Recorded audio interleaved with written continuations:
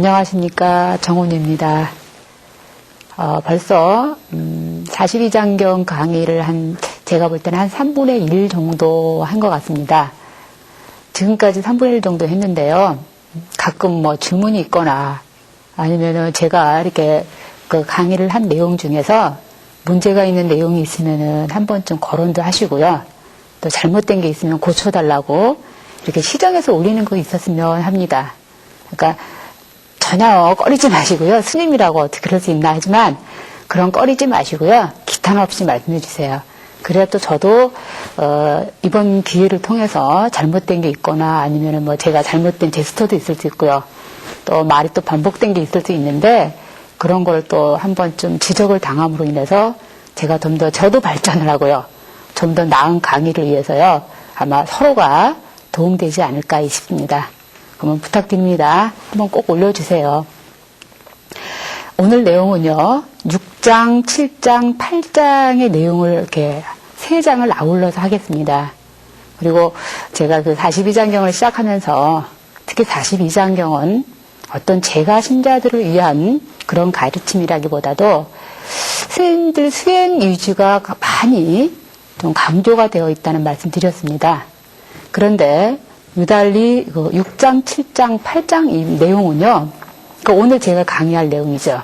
이 강의할 내용들은 대체적으로 스님들보다는 일반 제가 신자들이 평소에 어떤 우리 사람들의 관계라든가 평소에 우리 생활하는 데 있어서 한 번쯤 이런 일을 겪어보기도 했고 한 번쯤 당해보기도 했을 만한 그런 이야기입니다. 그리고 오늘 강의를 통해서요. 한 번쯤 자신을 한 번쯤 되돌아볼 수 있는 그런 기회가 되는 그런 부처님 말씀이라고 생각됩니다. 그러면 본문을 시작하겠습니다. 6장 제가 제목을 이렇게 붙여봤어요. 자신의 인격 점수는 과연 몇 점인가라고요. 해봤는데 한번 보십시오. 내용이 참 생각보다 재밌고요. 42장경 내용치고는 어떻게 이렇게 쉬우면서도 우리 인간 생활에 밀접한 연관이 있을까라고 그 정도 생각이 될 만큼 참 훌륭한 내용입니다. 자신의 인격 점수는 몇 점인가? 불언, 인문선 고래 요란자, 여자 금식, 당무 진책이라, 필의 악자, 이자 악지라 했습니다. 자, 부처님께서 말씀하셨다. 인문선, 고래 요란자, 여자 금식, 당무 진책이라. 어떤 사람이 아주 착한 사람이 있다. 아주 정말 어진 사람이 있다라는 그런 말을 듣고서, 그래서 그런 말을 듣고 와서 너를 괴롭히고 꾸짖고 욕을 할지라도 너는 스스로 참고 한 말도 하지 않고 마음을 가라앉혀서 성을 내거나 그를 꾸짖지 말지니라 그랬습니다. 그러니까 상대방이 와서 꾸짖고 요란하고 막 이렇게 괴롭힐지라도 거기에 대응하지 말라고 했습니다. 왜 그러냐 하면은 필의 악자 이자 악지라 했습니다. 그가 와갖고 너를 꾸짖고 욕하고 미워하는 것은 결국 자기 스스로를 미워하는 것이니라 했습니다. 어떠세요? 아마 내용이 생각보다 참 한 번쯤 뜨끔하신 내용이죠? 저는 이 내용을 보고요. 부처님이 이렇게 사람의 마음 심중을 그렇게 깊이 깨달을 수 있을까라는 그런 생각이 들더라고요. 그래요. 지금 여기서 내용은 우리가 그 고난을 당했을 때라도 거기에 지나치게 대응하지 말라고 하는 내용도 물론 있겠지만 먼저 말씀드릴 거는요. 아마 사람이 살면서 부당하게 상대방한테 오해를 당할 경우도 있고 또 꼭 그런 오해가 아니더라도 힘든 경우도 당할 경우 있고 고통스러운 일, 아픈 일, 아무튼 참 이 세상 살면서 참 억울하고 힘든 일 많이 당합니다. 살아가면서 아마 기쁘고 즐거운 일보다도 어떨 때는 더 힘든 일들이 더 많이 있지 않나 싶어요. 그럴 때 지금 부처님께서도 항상 인욕하라는 말씀을 하셨지만은요. 실은 부처님 말씀보다 또 더 좋은 말씀이 있어요. 그 말씀은 어느 스님 말씀이냐면요. 그 보리달마 스님 말씀이세요. 아마 누구나가 다 아마 보리달마가 누구이신지 아실 거예요. 왜 이렇게 가끔 어느 집마다 가면 이렇게 달마도가 많이 붙어 있잖아요, 벽에. 그 달마 스님입니다. 실은 이 달마 스님이 원래는 인도 스님이신데 중국으로 오셔서 많은 수행자들을 길러내십니다, 실은. 그래서 선종의, 우리가 조계종이죠. 선종의 가장 초조라고 할 수 있고 가장 물론 불법을 선을 어떻게 보면 체계적으로 완성시킨 처음에 일으킨 사람이라서 우리가 초조 보리달마라고 합니다. 그런데 참선을 하시고 오로지 수행만 하셨던 이 스님께서 우리 사람으로서 행해야 될 4가지 가르침을 주셨어요. 그것이 4행인데요. 4가지 행이 뭐냐면요. 보온행, 수연행, 무소구행, 침법행 이렇게 4가지입니다. 이 4가지를 지금 다 말씀드리면 얼마나 좋겠나는 우리가 지금 이 그 본문의 흐름상 달마 스님께서 말씀하신 보온행만을 말씀드리겠습니다. 보온행은요, 다른 뜻이 아니에요. 딱 이거예요. 아까 지금 말씀드린 것처럼 살아가면서 힘들고 고통스럽고 아프고 어떤 일을 당할지라도 그런 어려운 일을 당할 때 내가 그것이 전생에 엇보이려니 하고 스스로 자연스럽게 받아들이고 인내하면서 인욕하는 수행을 하라고 하신 말씀입니다. 참 좋은 말씀이세요. 저는 이걸 가끔 법문할 때도 이 보리달마 스님께서 하신 보온행을 참 많이 인용하는데 우리가 그거는 참 인생을 살면서는 어쩔 수 없는 일들이 참 많이 생기더라고요. 실은 우리 스님들도 그런 일이 많이 있어요. 우리 스님들도 일반인처럼 가끔 어려운 일도 많이 당하고요. 아픈 일도 있고 이런 일들이 있어요. 뭐 육체가 아프기도 하고 어떤 경우는 뭐 교통사고가 나서 어떤 스님께서는 물론 편찮으신 스님들도 있고요. 그러니까 일반 세속인하고 똑같아요. 사는 거는요. 근데 저도 물론 아플 때도 있지만 참 그런 생각이 들더라고요. 아, 우리가 인생에서 생로병사라고 할 때 늙고 아프고 이런 것들도 뭐 어떻게 보면 아픈 이런 고통들도 어떻게 보면은 우리 삶 속에 하나 일원이 있습니다. 삶 속에 하나 일원이 그렇게 받아들일 때 그것 자체가 우리가 수행하면서 사는 것의 한 의미일까 아니라고 이런 생각도 들더라고요.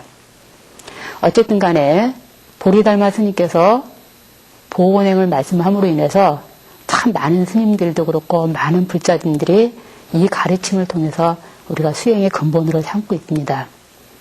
그런데 제가 이 얘기를 하면은 항상 대표되는 스님을 한번 예로 들 때가 있습니다.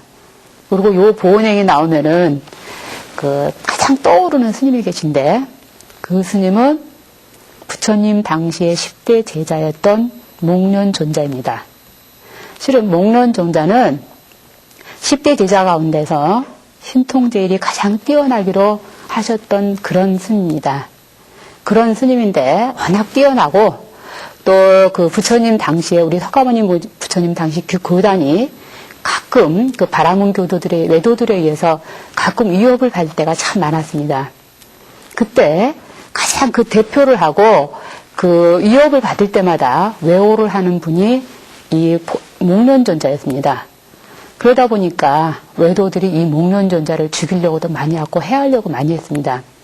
그때 목련존자가 탁과를 나갔다가 돌아오는 도중에 한 번은 그 외도들이 큰 돌을 떨어뜨려서 이 목련존자를 죽이려고 목련존자를 떨어뜨렸습니다. 그때 목련존자는 신통이 뛰어났기 때문에 그것을 피할 수가 있었습니다. 그리고 또 한 2번까지 그런 일이 있었어요.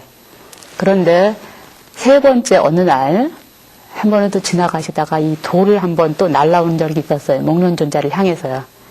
그때 목련존자가 그 돌을 맞아서 돌아가십니다, 실은.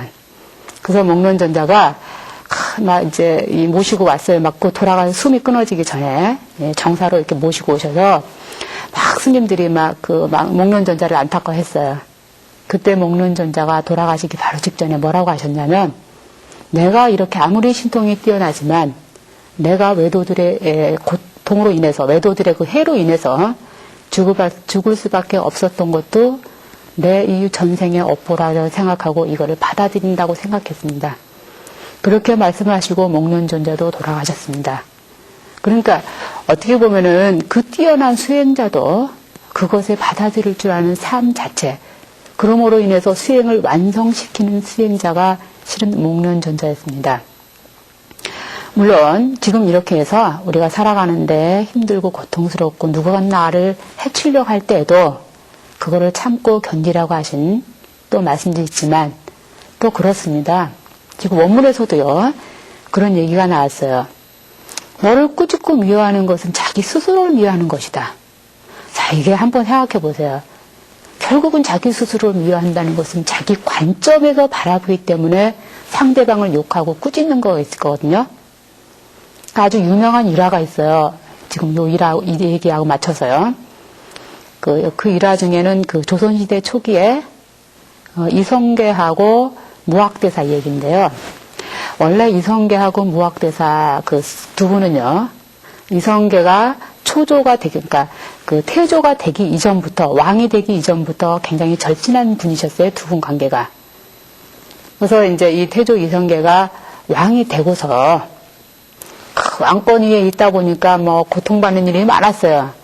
뭐 그냥 아들들이 싸움을 한다든가 그냥 참 힘든 일이 있다 보니까 말 그대로 이제 요즘 말로 스트레스를 받는 일이 많다 보니까 무학대사 옛날 친구죠. 무학대사를 찾아가서 스스럼없이 대화도 하고 좋은 말씀도 이렇게 들었었습니다.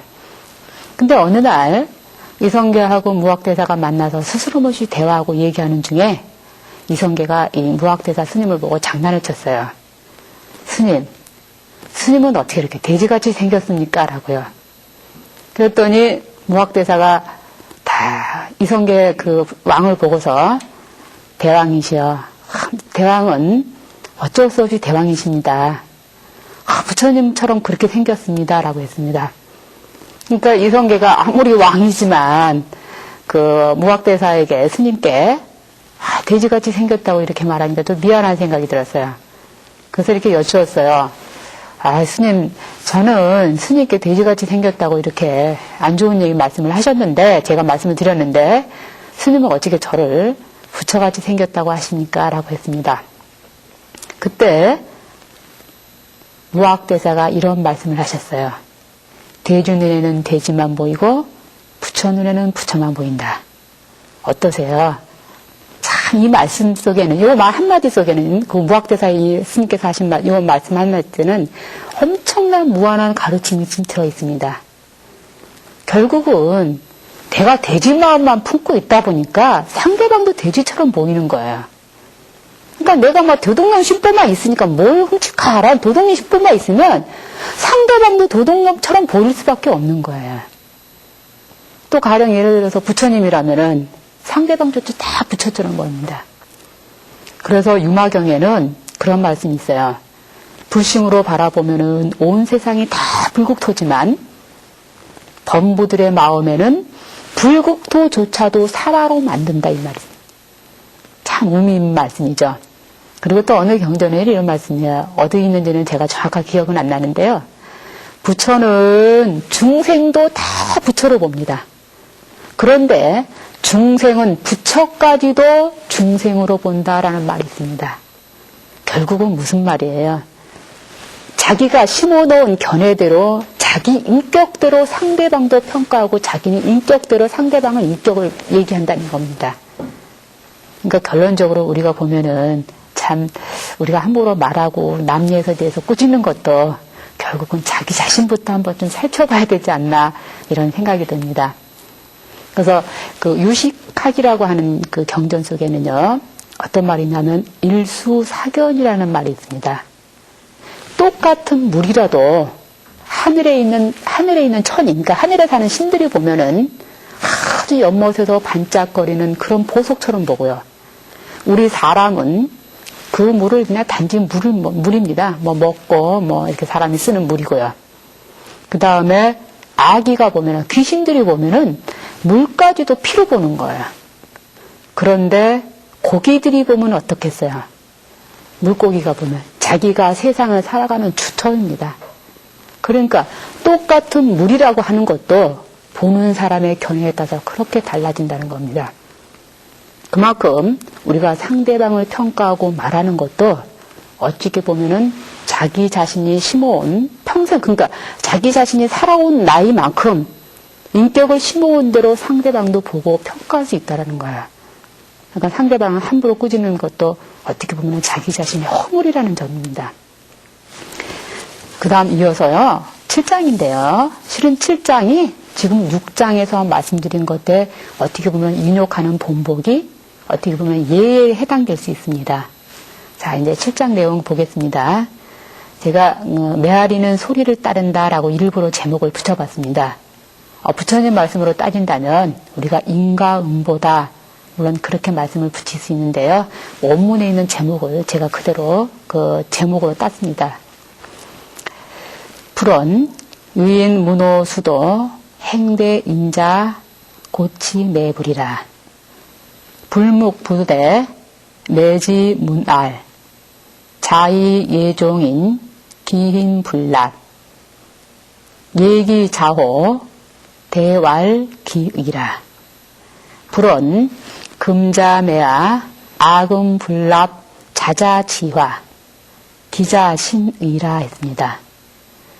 유향음성 영지수영 종무면난 신물이악이라 했습니다. 내용을 해석해주면요. 불언 부처님께서 말씀하셨다. 어떤 사람이 내가 수행을 잘하고 아주 큰 자비를 베푼다라는 말을 듣고 일부러 찾아와서 나를 꾸짖고 욕을 하였다 했습니다. 그때 부처님께서 묵묵히 아무 말도 하지 않았더니 그는 꾸짖기를 멈추었다.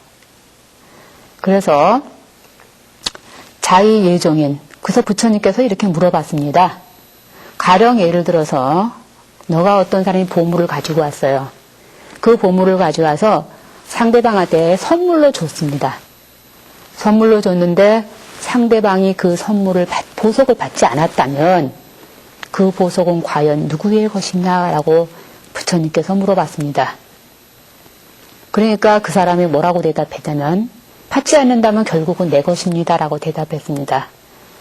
그때 불언매야 부처님께서 뭐라고 하시냐면 금자매야 아금불납 자자지화라 했습니다. 그 자신이 가령 너가 나를 지금 꾸짖고 욕을 하고 있지만 너가 나를 꾸짖고 욕한 것 그 자체를 내가 받지 않는다면은 결국 그 꾸짖고 욕한 것은 누구의 것이냐 했습니다. 결국 그 화는 너의 것이다 이것입니다.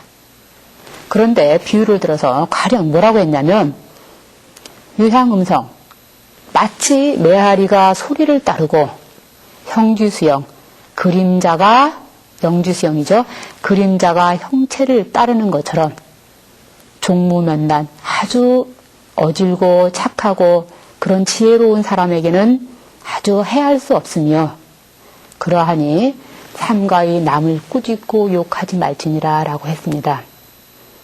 지금 이것은 아까 6장에서 말씀드린 것에 이런 어떻게 하면 인욕을 하거나 그럴 때 어떤 본보기가 있는가를 지금 말씀드리고 있습니다. 굳이 설명을 안 드려도 잘 아실까 싶어요. 우리가 평소에 어떤 나쁜 일이 생기거나 참 그럴 때 우리가 일반적으로 그런 생각을 많이 해요. 결국은 내 탓이 아니라는 생각을 많이 해요. 다 남의 탓으로 돌리잖아요. 그래서 우리가 예를 들어서 아들이 대학 시험을 보는데 좀 대학에 떨어졌다. 그러면은 일반인들이 물론 다 그런 건 아니에요. 보통 일반적으로 부처님 기도발이 세지 않다라고 생각하는 분도 있어요. 그리고 대학에 붙으면은 아들이 똑똑해서 됐다고 그렇게 하신 분들도 물론 열에 한두 분 있어요. 다는 아니고요. 그다음에 또 우리 한국 사람들은 많이 그러잖아요. 일이 잘 안 되잖아요. 조상 탓으로 돌려요.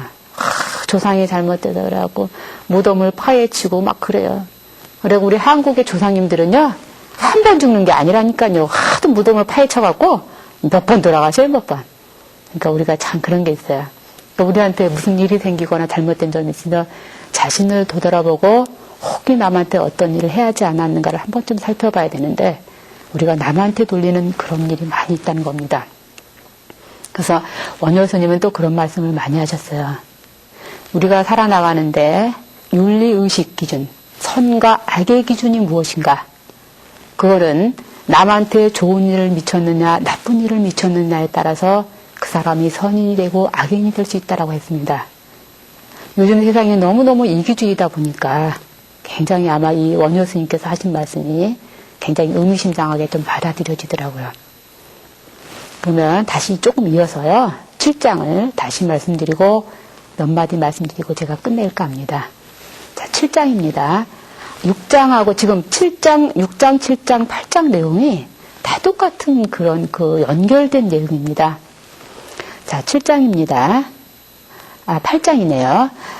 현자를 박해하는 것은 결국 자기를 파멸하는 길이다라고 제가 제목을 이렇게 붙였습니다. 불언 악인해연자 유황천이타 타불지천 환종기타라 했습니다. 역풍양진 진불지피 환분기신 현불가해 화필멸기라 했습니다. 내용이 굉장히 쉬워요. 자, 불언 부처님께서 말씀하셨다. 악인해연자, 아주 악한 사람이 아주 어질고 아주 착한 사람이 있다. 그러니까 아주 뛰어난 지혜로운 사람이 있다라는 말을 듣고 그 사람을 해치려고 하면은 오히려 하늘을 우러러서 침을 뱉으면은 그 침이 그 현자한테, 어진 사람한테 돌아가지 않고 오히려 자기에게 돌아온다 했습니다. 침이. 또한 어떤 이치와 같냐면 역풍양진 진불지피 환분기신이라 했습니다. 또 어떤 예냐면 바람을 이렇게 거슬러서 바람이 이쪽으로 부는데 그 바람을 거슬러서 티끌이 불리면은 그 티끌이 상대방 저쪽으로 가지 않고 결국은 티끌이 나에게 몰려오는 것처럼 지혜로운 사람을 가히 해치려고 하고 현자를 깨치려고 한다면 그 화는 결국 현자한테 가는 것이 아니고 자신한테 돌아온다 했습니다.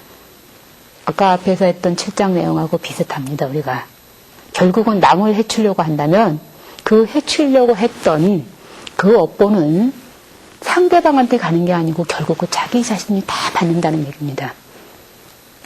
요즘도 그 장희빈이 하는 것 같은데 장희빈이 뭐 아주 자주 방송을 하니까요. 왜 조선시대에 한 중기 무렵에 그 숙종왕이 있었잖아요. 근데 조선시대 이 숙종왕은 꽤 정치를 잘하는 왕으로 알려져 있습니다. 그런데 숙종이 그 빈이 여럿이 있고 왕후가 인현왕후라는 분이 계셨는데 그 장희빈이 왕권을 좀 굉장히 왕권이라기보다도 그 중전 자리에 오르고 굉장히 좀 명예욕이 많았어요. 욕심도 많고 어떻게든지 중전을 해치고 빈들을 해쳐서 좀 지나칠 만큼 그런 욕심이 많았어요. 그러다 보니까 인현왕후를 해치려고 해서 인현왕후를 아무튼 좀 이 사람이 나쁜 일을 많이 했어요. 그러니까 인현왕후도 이제 돌아가시게 되고 또 결국은 그 워낙 나쁜 짓을 좀 많이 하다 보니까 결국은 장희빈이 자기 스스로 그 사약을 받게 됩니다. 사약을 받게 돼서 이제 이렇게 돌아가시게 되는데 본인만 그런 게 아니었어요. 결국은 자기 그 집안의 친정까지도 폐가가 됐고 완전히 파멸이 됐잖아요. 그리고 이 장희빈의 아들이었던 경종이요. 물론 세자가 왕에 오릅니다, 실은. 그런데 이 경종이 왕권을 받은 지 4년 만에 돌아가시게 돼요. 그리고 자식의 슬아가 없었어요, 경종한테. 그러다 보니까 결국 그냥 돌아가시게 되니까 왕권이 이제 자식이 없다 보니까 그 위에 왕인 영조지요. 영조가 왕위를 오르는데 그 영조의 어머니가 누구냐면은 장희빈이 그렇게도 미워했던 그 숙빈 채씨일 거예요. 그분도 그렇게 미워했어요, 장희빈이. 그런데 이 결국은 미워했던 분의 숙빈 채씨 소생인 영조가 왕권을 잇게 됩니다. 그러니까 장희빈은 결국은 자기가 그 욕심 때문에 중전을 해치고 그 빈들을 괴롭혔지만 결국은 당하는 것은 자기만 당하게 됐고 자기 집안까지 망하게 됐고요. 결국은 자기 소생인 아들까지도 그런 비운으로 돌아가시게 되는 왕이 됩니다. 물론 제가 부처님 말씀을 드리면서 이런 예를 드는 게 잘못될 수도 있을지 모르지만은요, 아주 비근한 예로, 이 지금 오늘 말씀드린 예로 가장 적절한 예가 아닐까 싶어요. 결국은 남을 해치려 하고 남을 꾸짖으려고 하면은 결국은 그 꾸짖음과 업보가 결국은 자신한테 온다는 겁니다. 그래서 제가 오늘은 그 6장에 있는 자신의 인격 점수, 남을 꾸짖고 욕하는 것은 결국은 자기 자신의 인격 점수부터 한번 생각해 봐야 된다는 말씀을 드렸고요. 또 7장에서는요, 남을 꾸짖고 욕을 한다는 것은 결국은 그 사람의 현자한테 그렇게 한다는 것은 메아리가 소리를 따르고 그림자가 형체를 따르는 것처럼 분명히 인과 업보가 있게 될 마련이다라는 말씀 드렸고요. 그 다음에 8장에서는 현자를 꾸짖고 어진 사람을 꾸짖는다는 것은 결국은 자기 자신이 그 먼지를 뒤엎고 하늘을 향해서 침을 뱉었을 때 그 침이 자기에게 떨어지는 것처럼 결국은 업보가 자신한테 떨어진다는 말씀 드렸습니다. 오늘 그 구강 얘기는요, 또 이것으로 마치고요. 일단은 다음 시간에 또 뵙기로 하겠습니다. 성불하십시오.